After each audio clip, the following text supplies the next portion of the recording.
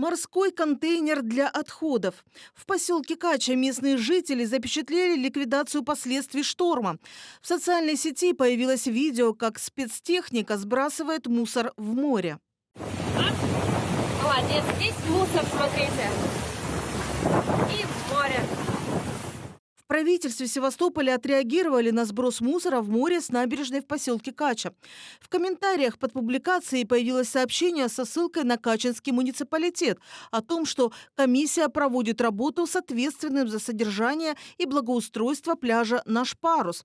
По результатам будут приняты меры.